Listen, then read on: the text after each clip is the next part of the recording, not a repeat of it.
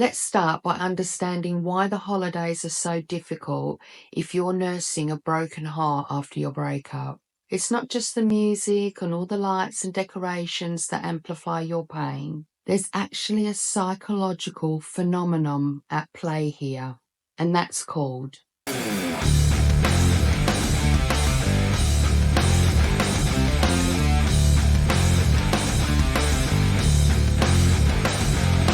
Hi guys, welcome back. And if you're new to the channel, my name's Samantha and I'm from LoveLab UK, and I'm glad you found us. So today we're looking at why the holidays are so difficult when you're newly single. It's not just about you feeling sorry for yourself. There's actually scientific reasons and scientific evidence and a strange psychological phenomenon that's in play here. So stop beating yourself up. I got you. You're not alone. Let's dive in. The psychological phenomenon I'm referring to is actually where the brain recalls events of the past in a much more positive way than we actually experience them. And this is never more in play than this time of year. This psychological phenomenon actually gets its name from something you've probably heard before, and that is looking through things through rose-colored glasses. It's called rosy retrospection. Now, it doesn't really matter that it's got a fancy name. What's important is how it affects you and how you feel this time of year, and how it makes it more difficult for you to navigate the holidays when you're nursing your broken heart. Our brain tends to remember the positive moments of our relationship while minimizing or even forgetting all the negative times. So when you walk into a store that's filled with decorations and everything to do with Christmas, your brain will automatically fire back to moments, previous Christmases where you were with your ex, and dress them up in a window of happiness, sitting by the fire. Everything's grey, everything's rosy, which just isn't true. It will give flashbacks of your favourite traditions, wrapping presents for the kids, all these things that might actually be real memories. That's not what I'm saying. What I'm saying is it's going to filter out any negative things, any negative memories that have happened throughout the year. Rosy retrospection is rooted deep in our brain's way it functions to protect us emotionally. Studies from University of Southampton and other psychological research that's been done shows that when we experience emotional pain, our brains often play tricks on us by revisiting happier moments from the past. By idolizing our ex, it just makes our healing journey so much harder. This happens because remembering happier times can give us temporary relief from the emotional pain. However, it can also make moving on really challenging because we end up idolizing the past instead of fully accepting the relationship is over and moving on and starting our healing journey. Add to that all the expectations of this time of year where everyone expects you to be happy, and it's just a recipe for pain. Don't you find that you're always, and this used to happen to me, I would always be surrounded by happy couples kissing and cuddling and families out enjoying themselves. And don't get me wrong, I don't begrudge them any happiness, but what it would do was then get me thinking, like, why am I in this position? I'm alone. Why is it I'm not still having all those family Christmases with my ex and the children? And honestly, it stings. It's hard to feel like you're the only one who hasn't got a relationship this time of year, but obviously you're not. It can make you feel like that you're not meeting what society expects from you this time of year, to be happy and joyful and everything. And that kind of pressure is just only leads to more loneliness and upset. There's actually research published around this in the Journal of Social and Clinical Psychology that highlights societal expectations to be happy during the holidays can actually have a real impact on our mental health if we let it. that the increased visibility of happy families and happy couples just makes you feel worse. And this is going to further fuel that emotional roller coaster that you're going to feel this time of year. So now we've established how rubbish you're feeling, let's move on. Let's find ways to fix it, because there is ways. I'm telling you now. I went from that person who was just talking just then, remembering all the pain of moving through the first few Christmases after my breakup, to now thinking of it in a completely different light. And I want to help you get to that place too. So, tip 1, you need to acknowledge your emotions. So how do we cope with all these intense feelings and emotions that are going to come up this time of year about our ex? This first tip may seem really simple, but bloody hell, it's so incredibly powerful. Acknowledging your emotions. It might sound cliche, but to allow yourself to feel an array of emotions about the situation is the healthiest thing you can do. A lot of people try to ignore their emotions and just push them down, but honestly, that's just a recipe for an emotional disaster. You have to acknowledge how you're feeling about it. Research from Psychology Today emphasizes that acknowledging and expressing your emotions is a vital part of emotional health. By suppressing feelings, you can actually increase stress levels and prolong the bloody process of feeling better. So nobody wants to do that. One of the things that really helped me do this step was journaling. And I know I'm banging on about it all the time, but that's because it works. Take 5 minutes to sit down and write out how you are feeling about the upcoming festive season, how it makes you feel to be entering this in a different setup, whether it's you alone, whether it's you and the children, whether you're worried about how you're going to navigate your ex seeing the children. Is he going to come to yours? Are they going to him? All that. We're going to get into all that. There's ways to get through all that. But what I want you to do now is to just take 5 minutes and answer this question. How do I feel about the upcoming Christmas and New Year without the ex? By doing this and journaling and writing your emotions down and how you're feeling, no matter what they are, you're going to get more clarity and you're going to get it all out of your head.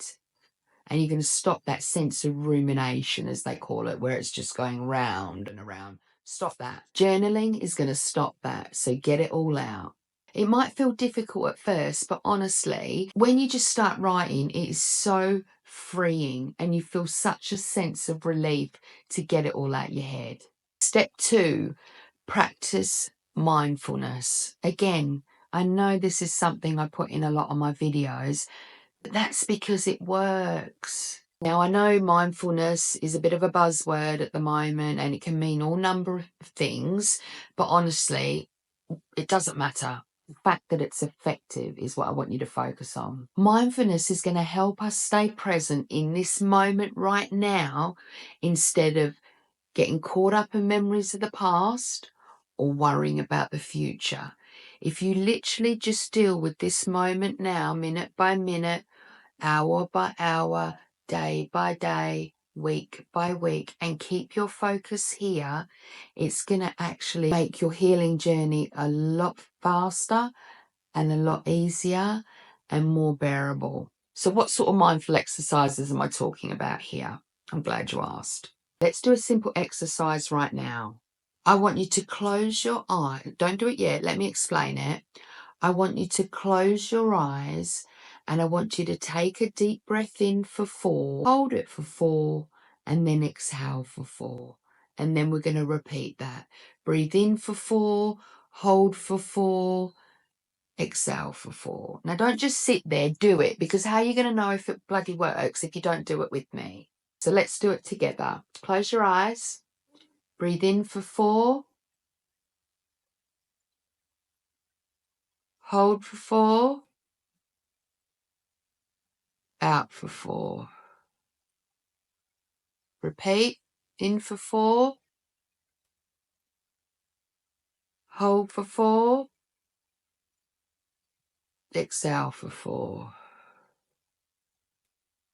Now, research shows, and this is scientifically backed, even 5 minutes of that kind of mindful breathing will not only reduce your cortisol levels, which is your stress hormone, which is going to make you be able to manage your emotions better, but it actually helps you feel better. Your whole well-being, your whole sense of self is going to feel better. So everybody can find 5 minutes a day to do some bloody mindful breathing. How do you feel?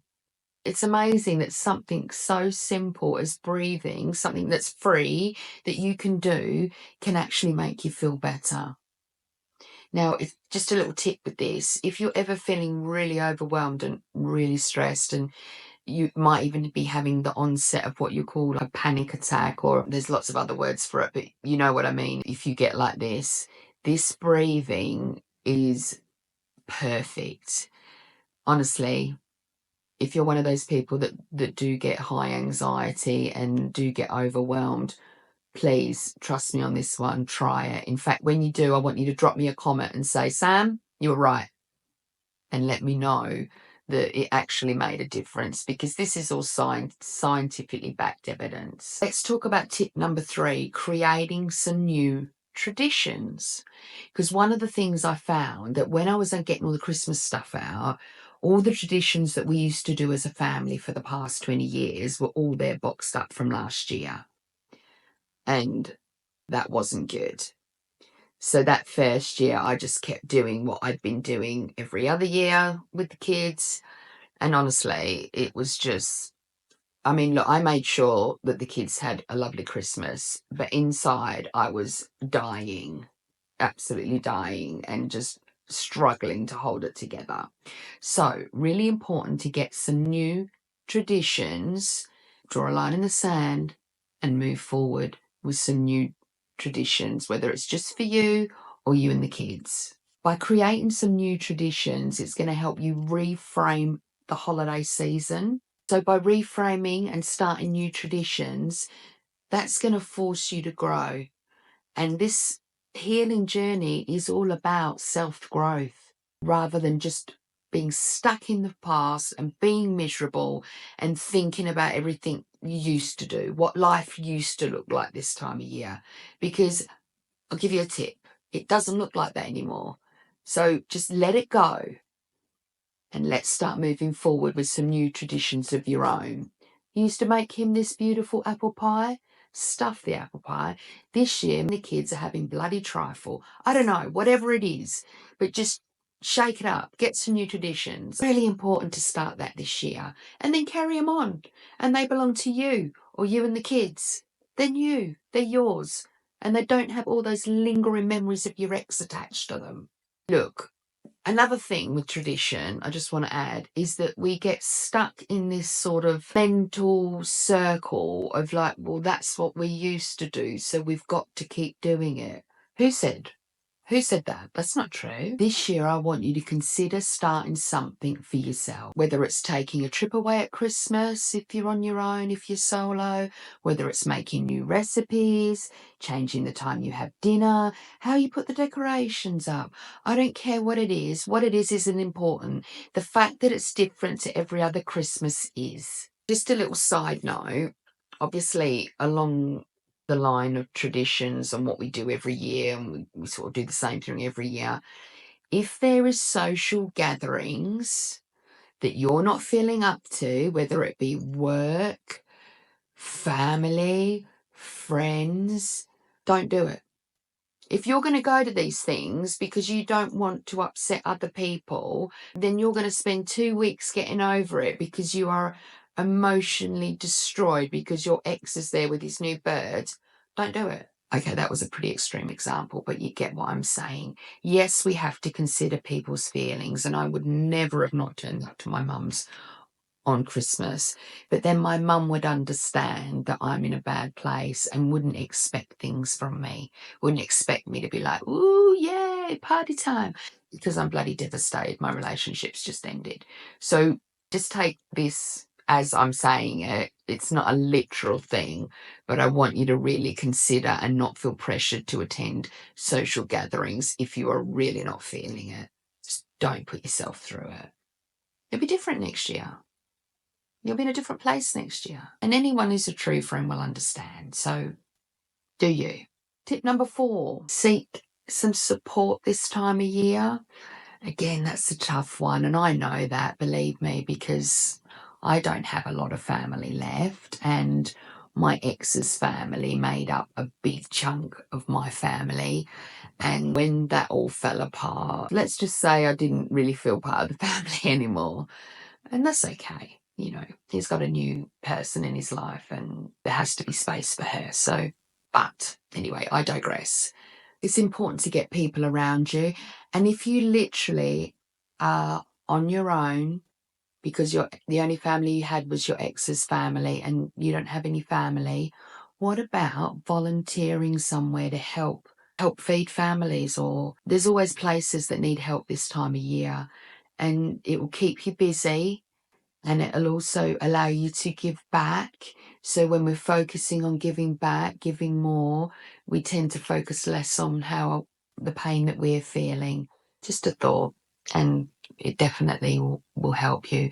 At the end of the day, this time of year can feel lonely if you're going through a breakup. But I want you to know you're not alone. There's people all over the world feeling just like you. And there is ways to get through it. Making some new traditions, acknowledging how you're feeling, doing some mindful breathing. Now, this is just the tip of the iceberg. This video is part of a 6-series video that I've done about navigating Christmas and New Year, so the festive season after a breakup, because honestly, it's difficult. It's difficult. And if you have no boundaries and guidelines and things in place, it just can end up an emotional bloody mess. So this, as I said, this is the first one in the series of 6. So subscribe so you don't miss them. Put on that notification bell and don't miss the series. Also, if you look in the description, there's a link to a free checklist that is connected to this, the first video of the series. There'll be different sorts of free content, checklists, etc. with each video. So make sure you grab those, because honestly, it's going to take all the points we discuss in each video and put them in a nice little bundle with a bow on for you to be able to access them quickly when you need them. Look, I know you might be finding it tough right now. And honestly, I know how you feel. I remember going to the shops sort of in the end of October was when the Christmas stuff started to come out, the first Christmas after my breakup. And I was with my daughter, who was then 11. And I remember seeing the Christmas stuff and just being stopped in my tracks. And all this emotion and pain and everything just filled my body at the thought of having a Christmas not as a family or not with my ex being there. And literally, I had to try and keep a brave face because I didn't want her to feel that there was something wrong. Because Christmas is great when you're a kid, and I didn't want to ruin that for her. But it was so hard. I could feel the tears building up, and I felt like my chest was tight, and it was just horrible. And honestly, that year, every time I went to the shops, I had to avoid that part of the shops where all the decorations and wrapping paper and all that stuff that goes along with Christmas was, because it was just such a major trigger and I didn't know how to stop it, which is what led me to do the research, which is what I'm sharing with you. So I know it can be tough now, but honestly, brighter days are ahead. You have to believe that. You have to trust me that that is the case. Don't forget to subscribe and put on that notification bell. Now, the next video, number 2 in this series, is going to be like a deep dive into more strategies of how to survive Christmas without your ex. So I'll see you in the next video. And remember, you're stronger than you think.